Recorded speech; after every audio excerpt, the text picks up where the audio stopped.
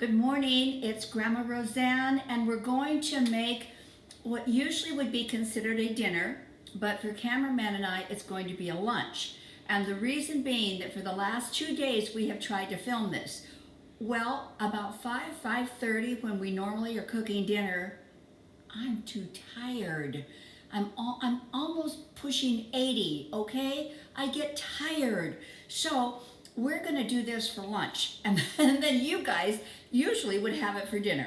So what we're going to make is garlic mashed potatoes in a way that you've never had them before, and filet in a way you've never had it before. And then I'm going to show you how to combine them for absolute magnificence.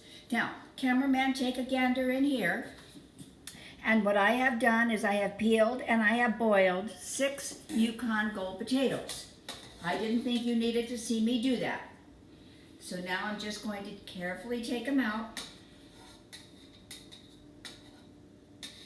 Just like that. And putting them on a very clean cloth.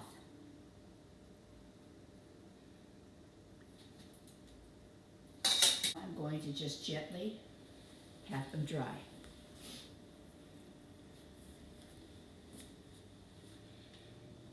Basically, what you can do is mash these. But think back to when you went to that real upscale restaurant and you ate those mashed potatoes and you thought, dear Lord, what did they do to these potatoes? I'm going to show you. You don't mash them, you rice them. And this is a ricer. All you do is put your potato in there and spin it, just like that. So all you're going to do is just rice that potato, just like that. You see what's happening down there? In here, can you look in there in the pan? That's what makes such a difference in these potatoes. It really does, you guys. Now, if you're ricing potatoes, I'll tell you, it takes some muscle, so be prepared for that if you haven't done it before. But then I want you to take a look at this. Come in, cameraman, let them see this. You see how it all just now has stopped working? Reverse your blade, kick it up, and then you can mash more. So always reverse your blade and kick that up. Okay, I think we're almost there.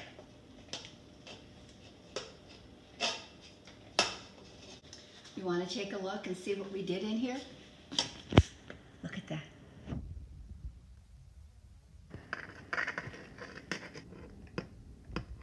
So pretty. All right, now we move on to step 2. So now we're going into step 2 of that 5-star restaurant you went to. So you're going to take a saucepan, and in here you're going to put a 1/4 cup of butter and 3/4 cup of heavy cream. Now remember, this is important. This is a special occasion dinner, so don't go worrying about the calories that are in this pan right now. And we want, I'm using garlic paste because I love garlic paste. And all you do is take the garlic, stick it into your blender, and create a paste out of it. I use this all the time rather than mincing garlic. Now, I'm sure the chefs would go, oh, dear Lord, that's horrible. But to me, it's not.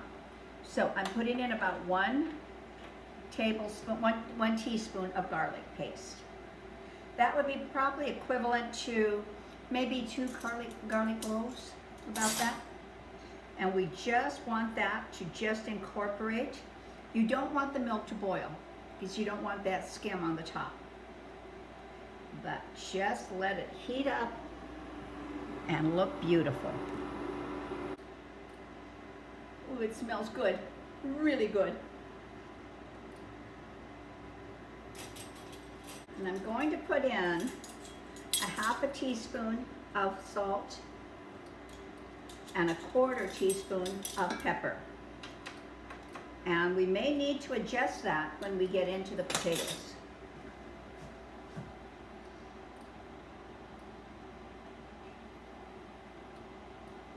Now I need a little taste.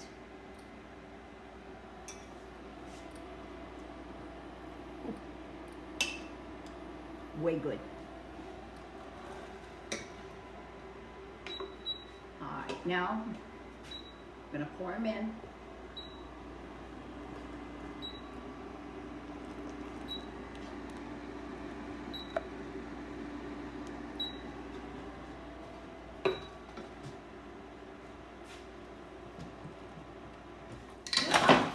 Wow, did you guys see that?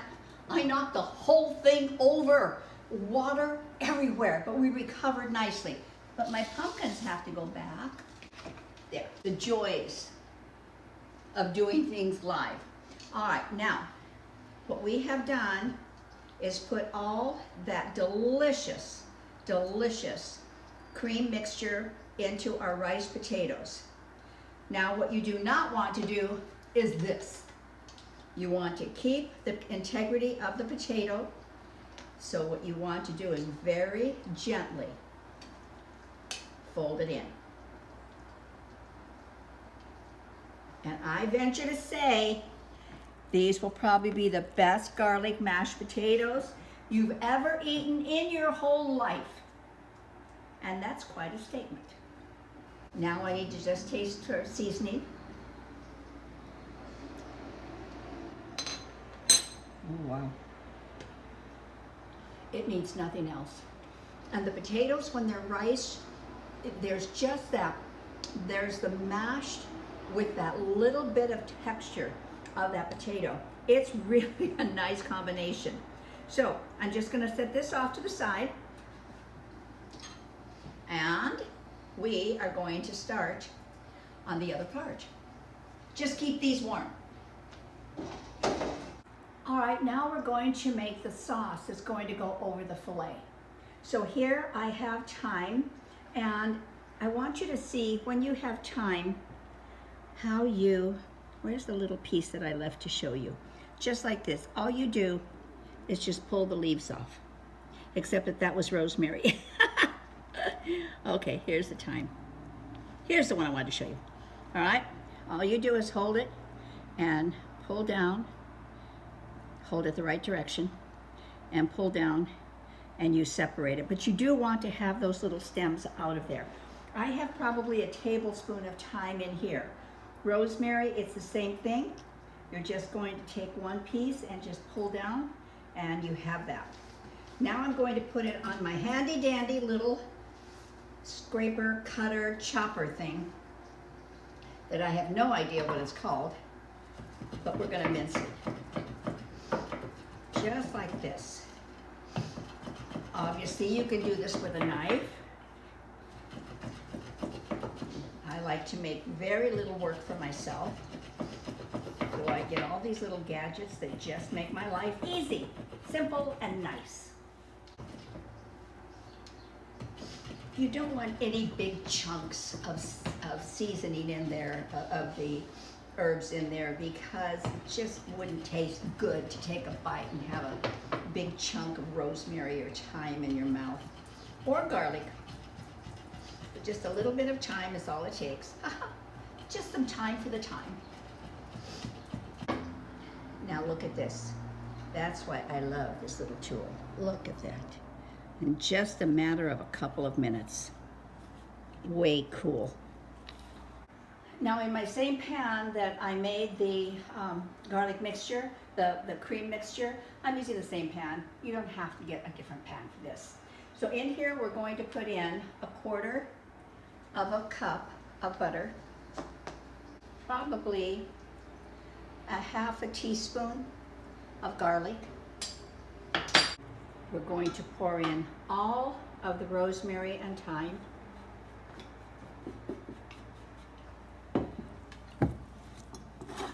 And we're going to let this become luscious. And then, if you have soy paste, it's good to use. I don't have any, so I'm using just a little bit of soy sauce probably only maybe a tablespoon.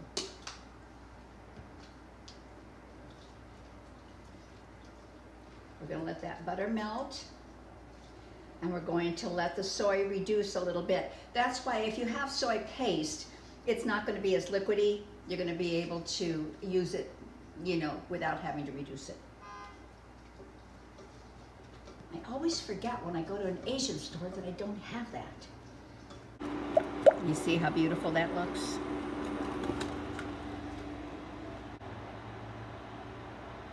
That was a whole garlic clove that snuck its way in there.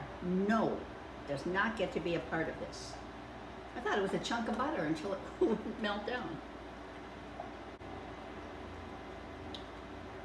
Oh my goodness, so good.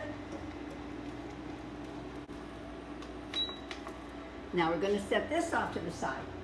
So what we have now is we have our potatoes that are off to the side, we have our mixture that's off to the side, and now we're going to start working on the filet. All right, now I have a skillet here, and I'm going to put in,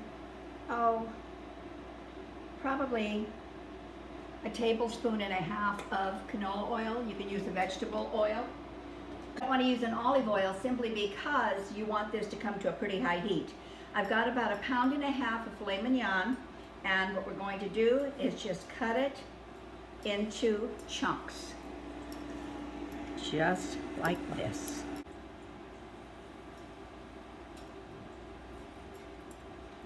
About 1 inch, just about like that, about 1 inch.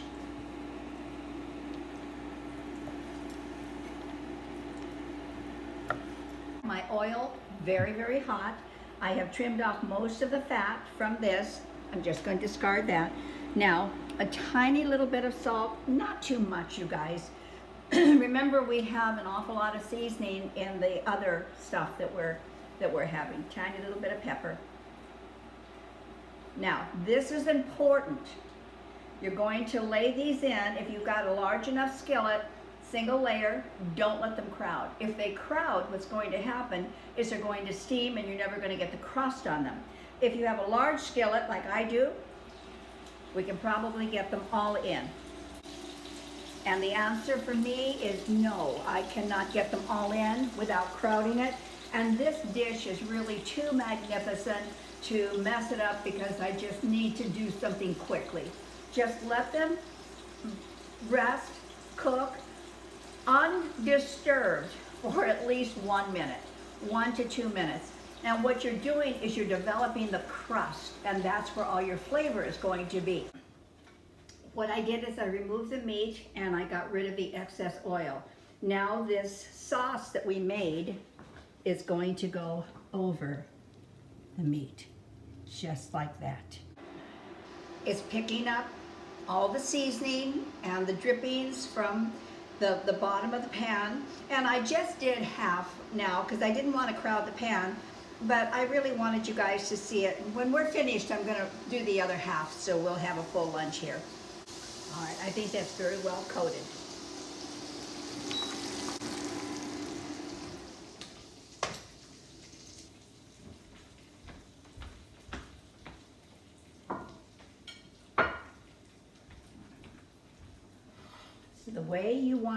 The way you want to serve this is you want to take these beautiful potatoes that you have kept warm and just mount them, just like that.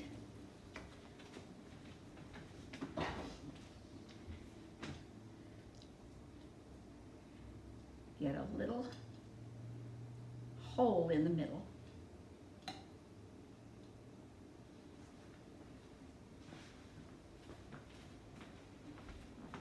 And you're going to take your meat and pop it in just like that.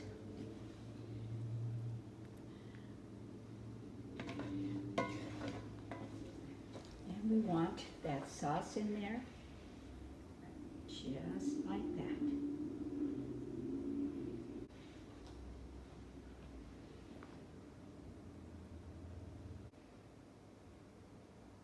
Okay, we're getting ready for a taste test. Well, this was just too lovely of a meal to taste at the counter like I always do. I stand at that island and I take bites and tastes of 150 things that we have already put out on video. So I think that this deserves special treatment. So we're in the dining room.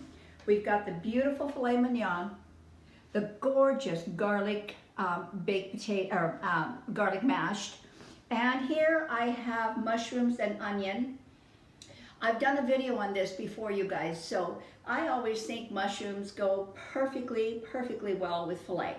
So I know you'd want to take that top piece, but listen, if you dig down in here, look at all the juices that you're going to get. So good. And then a piece of that filet, which is ever so tender. And that, I expect, is going to be the perfect bite. Oh my goodness. The layering of flavors is absolutely outrageous.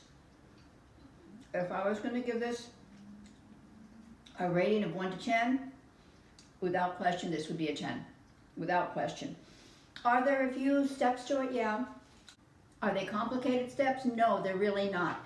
If you just take each individual 3 steps and just take a look at that, they're not complicated, none of them. None of them are complicated. But the flavor is so complex, you will be thrilled.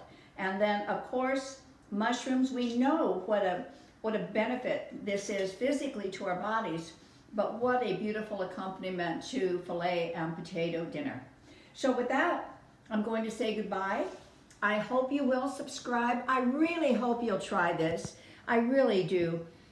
It's a beautiful dinner. It could be for a very special occasion or for a very special person on a special day. So subscribe if you enjoyed it. Come back if you had fun with me. Ingredients will be below, and I'll break them into 3 segments for you. And if you only want to make the potatoes, just do that. Serve it with something else, maybe a pot roast or something. Okay, thank you. You have a wonderful day. Hit the little bell so you know when we come back. Bye. This is our Saturday, so we're going to go out and play for the rest of the day. Bye.